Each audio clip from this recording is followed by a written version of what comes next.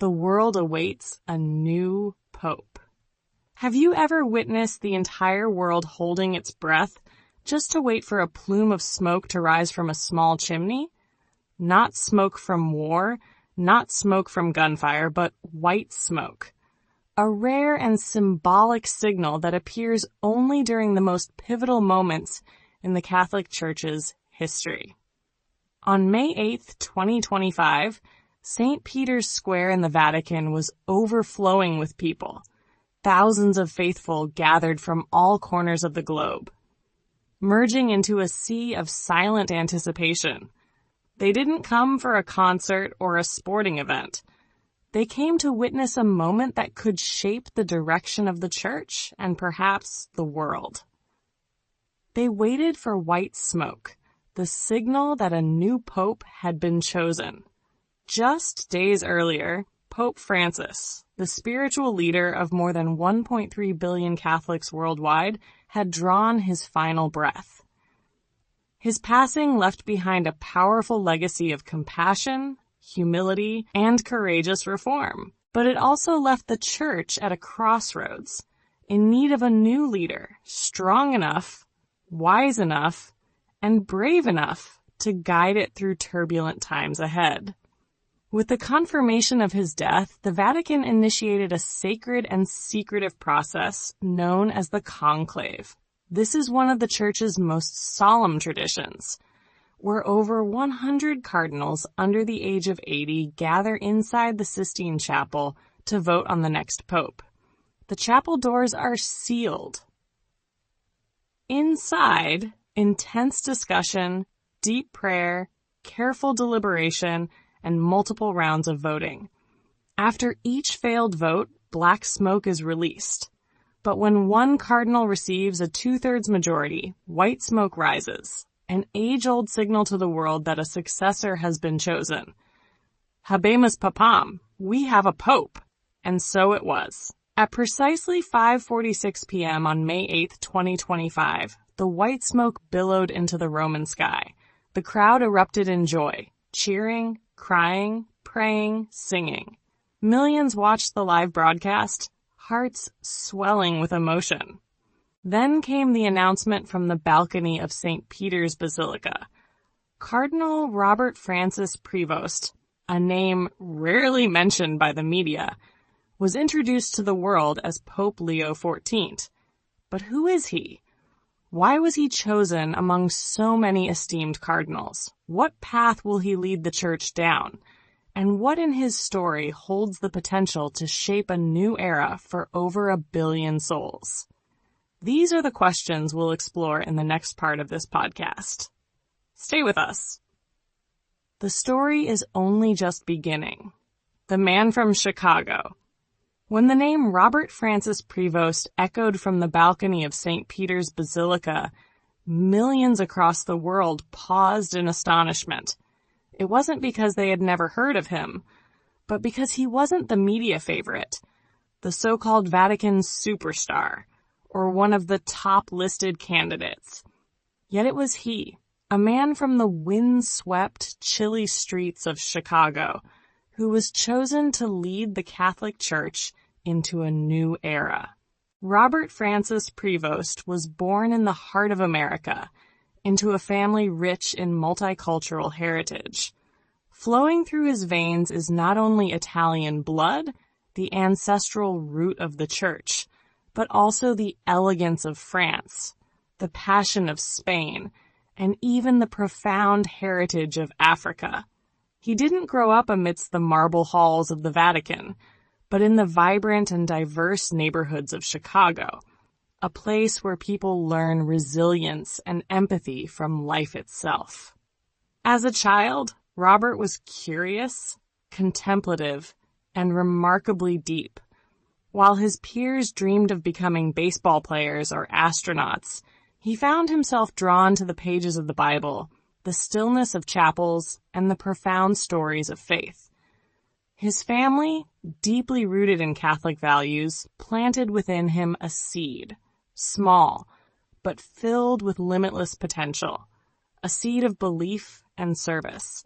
He attended a Catholic high school run by the Order of St. Augustine, an experience that profoundly shaped his character. There, he didn't just study academics. He learned humility, compassion, and most importantly, how to live for others.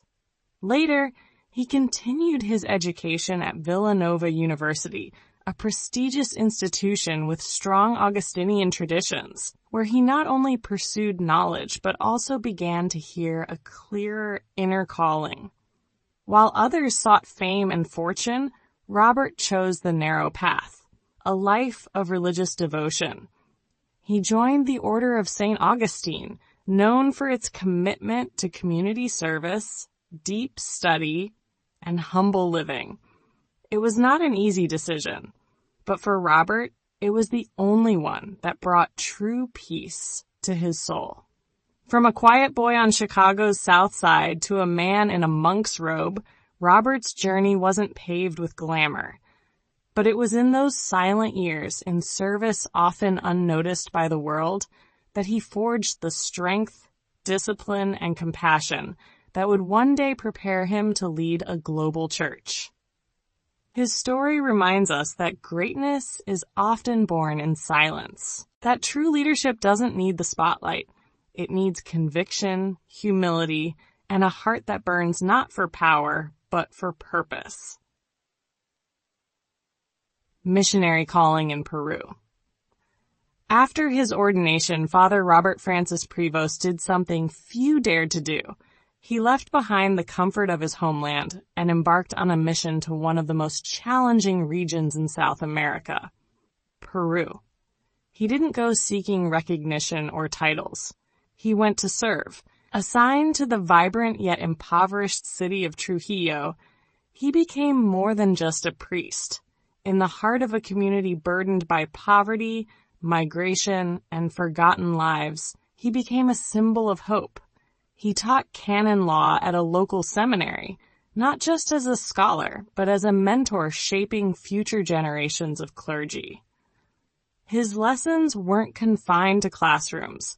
They were echoed in every action, every word of kindness, and every sacrifice he made for the people.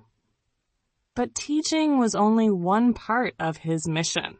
Father Prevost walked the dusty streets of Trujillo not as an outsider, but as one of the people. He listened to the brokenhearted, shared meals with the poor, and gave refuge to migrants and refugees who had lost everything. He didn't just preach the gospel, he lived it. Day after day, year after year. Through years of tireless dedication, he became a trusted leader, not by demand, but by example. His discipline, humility, and unwavering faith earned him respect, not only in Peru, but across the global church. And then, in a quiet yet monumental moment, Robert Prevost was chosen as the Prior General of the Order of St. Augustine, the highest leadership role in the worldwide Augustinian community. It was a recognition not of ambition, but of devotion, not of power, but of purpose. His time in Peru became more than just a mission. It was a crucible that refined his spirit and shaped his destiny. The man who once walked the streets of Chicago now walked among the poor in Latin America, and in doing so found the true essence of leadership: to serve, to uplift, and to love without condition. Rising through the ranks of the Vatican Curia. Father Robert Prevost's journey through the ranks of the Catholic Church is a story not only of faith, but of relentless dedication, humility, and deep commitment to the service of others. After years of impactful work in Peru, it was clear that the Vatican had a unique role in mind for him, a role that would propel him to the very heart of the Catholic world. Following his years as a missionary and leader of the Augustinian order, the call came. Pope Francis himself summoned him back to Rome. It was a call that no one could ignore, not even someone as grounded and humble as Father Prevost. The time had come for him to contribute to the larger mission of the Church in a way that would touch the lives of millions across the globe. Upon his return to the Vatican, Father Prevost took on a responsibility that carried great weight within the Church. He was appointed as the prefect of the Congregation for Bishops. This was no ordinary post. It was a pivotal position, one that would place him at the forefront of selecting bishops who would lead dioceses across the world. The Congregation for Bishops plays a crucial role in ensuring the spiritual leadership of the Church is strong, effective, and in alignment with the values of the gospel. In essence, Father Prevost would have the responsibility of helping shape the future leadership of the Church worldwide. But this was not just a position of power. It was a mission. It meant that Father Prevost's judgment and discernment would help choose the men entrusted with the care of entire dioceses. With each appointment, he would contribute to the ongoing transformation of the Church's presence in the world, strengthening its moral authority and deepening its mission to spread the message of love, peace, and justice. In addition to his work in the Congregation for Bishops, Father Prevost was also appointed as president of the Pontifical Commission for Latin America. This was a role that allowed him to connect deeply with his roots. Having spent years in Peru, Father Prevost was acutely aware of the struggles and needs of the Latin American faithful. As president, he became an advocate for the spiritual, social, and cultural realities of Latin America, ensuring that the Church's presence there was both impactful and sensitive to the unique challenges the region faced. Under his leadership, the Commission worked tirelessly to support the Church's efforts in addressing issues such as poverty, inequality, migration, and the ongoing call for social justice. One of the most significant moments in Father Prevost's career came in 2023, when he was created a cardinal by Pope Francis. This appointment was a testament to the trust and respect the Pope had in Father Prevost's leadership, not just within the Vatican, but across the global Church. To become a cardinal is to be recognized as one of the highest-ranking members of the Church, a man whose influence extends far beyond the walls of the Vatican, and whose voice carries weight in the most important decisions of the Church. But Father Prevost was not a man who sought glory. His ascension through the ranks of the Church was never about gaining titles or recognition. It was about serving a greater cause.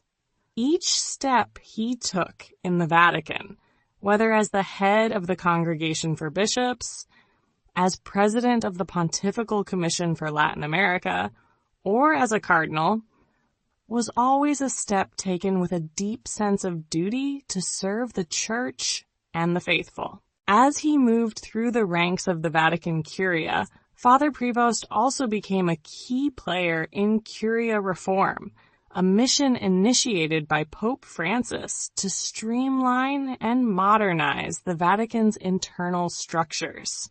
The Curia, the central body of the Church's administration, had long been in need of reform. Father Prevost, with his deep understanding of both the pastoral needs of the faithful and the organizational complexities of the Vatican, became an invaluable asset to Pope Francis in this ongoing reform process. His ability to navigate the intricacies of Vatican bureaucracy while always keeping the needs of the global Church at the forefront made him a vital figure in reshaping the Vatican for the modern age. Yet, even as he took on these monumental tasks, Father Prevost never lost sight of the core values that had always guided him: humility, service, and a commitment to the truth. He was never a man to seek the limelight. Instead, he quietly worked behind the scenes, always striving to ensure that the Church remained a beacon of hope for all people, regardless of their background or station in life. Father Prevost's influence in the Vatican, therefore, is not measured simply by his titles or positions. It is measured by the lasting impact he has had on the global Church, by the bishops he has helped appoint, by the reforms he has helped implement, and by the countless lives he has touched through his leadership, compassion, and unwavering faith. As the Vatican prepared to choose a new pope, the role that Father Prevost played in the development of the Church over the past decade could not be more significant. His time in the Vatican had brought him to the highest echelons of power within the Catholic Church, but it was his unwavering dedication to service and his deep connection to the people he served that would leave an indelible mark on the history of the Church. In the quiet corridors of the Vatican, amid the weight of tradition and centuries of history, Father Robert Francis Prevost stood as a man who embodied the very spirit of what it means to be a servant leader, humble, faithful, and ever committed to the mission of Christ. The unexpected election. The world was shaken by the news that Pope Francis had passed away in early May 2025. His death marked the end of an era, one that had been defined by his progressive views, efforts to reform the Catholic Church, and his deep empathy for the marginalized and the poor. His legacy was undeniable, but with his passing came a moment of profound uncertainty for the Catholic Church. The question that hung in the air was clear. Who would step into the shoes of this visionary leader? The Vatican, a place steeped in centuries of tradition, quickly turned its focus to the next crucial event, the conclave. The conclave is the gathering of cardinals convened for the singular purpose of selecting a new pope. For centuries, this process has been carried out in secrecy, shrouded in rituals, prayers, and deep reflection. The eyes of the world would be on the Sistine Chapel, as cardinals from all corners of the globe assembled to choose the next leader of the Catholic Church. The conclave of 2025 was unlike any in recent memory. The Church, under Pope Francis, had undergone significant transformation, and many were eager to see if his successor would continue his mission of reform, or if the Church would return to more traditional, conservative values. As the cardinals gathered, they knew that the decision they were about to make would not only shape the future of the Church, but also influence the lives of billions of people worldwide. The task at hand was monumental. Choosing the Pope was not just about selecting a figurehead. It was about choosing a spiritual guide who would lead the Catholic Church through one of the most challenging and uncertain periods in its history. As the conclave began, the atmosphere was charged with a sense of anticipation. The cardinals, who had gathered in the Vatican for this sacred event, were not only choosing a new pope, but they were also selecting the future of the Church itself. 120 cardinals from around the world entered the Sistine Chapel, all aware of the gravity of the task before them. Each cardinal brought with them their own experiences, values, and perspectives. Some were staunch traditionalists, committed to maintaining the teachings of the Church as they had always been. Others, however, were more progressive, seeking to continue the work of Pope Francis and bring the Church into closer alignment with the realities of the modern world. For several days, the cardinals engaged in intense deliberations, discussing the challenges facing the church, the global political climate, and the moral issues that needed to be addressed in the years to come. Every decision, every vote, was crucial. The tension in the Sistine Chapel was palpable, as each cardinal sought to discern the will of God and determine who would be best suited to lead the church forward. As the cardinals cast their votes, the world waited in suspense. The conclave had its own rhythm, its own pace. The ballots were counted, and the result was clear. Humo nero, black smoke, would rise from the chimney. This was the sign that no decision had been made. The faithful gathered outside St. Peter's Square, watching anxiously as the smoke signaled that the cardinals had not yet reached a consensus. Days passed and the tension grew. The black smoke had become a symbol of the uncertainty that hung over the Catholic Church. People around the world were eager to know who would step forward as the new leader of the church. Some speculated that the next pope would be a figure who would continue the reforms of Pope Francis, while others believed that the cardinals would choose someone who could restore a more traditional vision for the church.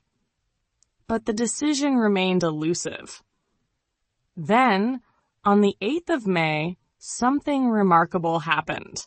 As the cardinals gathered once again to cast their ballots, the anticipation was at an all-time high. The faithful outside the Vatican, as well as millions of people around the world, held their breath. The silence was almost unbearable. And then it happened. A plume of white smoke rose from the chimney of the Sistine Chapel, signaling that a decision had been made. The world erupted in cheers. The waiting was over. A new pope had been chosen. This moment was historic not only because of the timing, but also because of the man who had been selected to lead the church.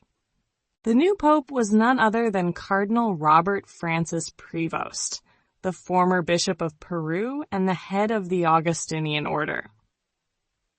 The election of Cardinal Prevost came as a surprise to many, as he had not been widely considered a front-runner in the months leading up to the conclave. Yet, his reputation for humility, his deep understanding of the global church, and his commitment to social justice had made a lasting impression on the cardinals.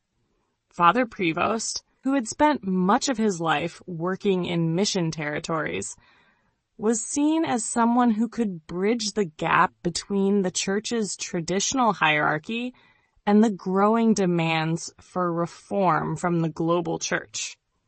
His election as pope was seen as a reflection of the ongoing tension within the church between those who wanted to maintain the status quo and those who sought to continue the reforms initiated by Pope Francis. But why had Cardinal Prevost, a man who had spent most of his life in the service of others, been chosen as the leader of the Catholic Church? What was it about his life, his mission, and his leadership that had captured the attention of the cardinals? The answer lay not just in his theological knowledge or his administrative skills, but in his deeply rooted spirituality and his unyielding commitment to the gospel values of compassion, justice, and service to the poor. In the days that followed the election, the world would come to know the man behind the title of Pope Leo XIV. His selection had not only surprised many, but had also filled the faithful with hope. The election of Cardinal Prevost marked the beginning of a new chapter in the history of the Catholic Church, one that would undoubtedly bring new challenges, but also new opportunities for growth, unity, and spiritual renewal. As the news spread and the celebrations erupted in St. Peter's Square, the faithful looked on with hope and anticipation. The election of a new pope is always a moment of profound significance for the Church, but the selection of Cardinal Robert Prevost felt especially poignant, as it represented a potential turning point in the life of the Catholic Church, a time for renewal, reconciliation, and a deeper commitment to the mission of Christ. The conclave of 2025 had ended, but the journey of the new pope was just beginning.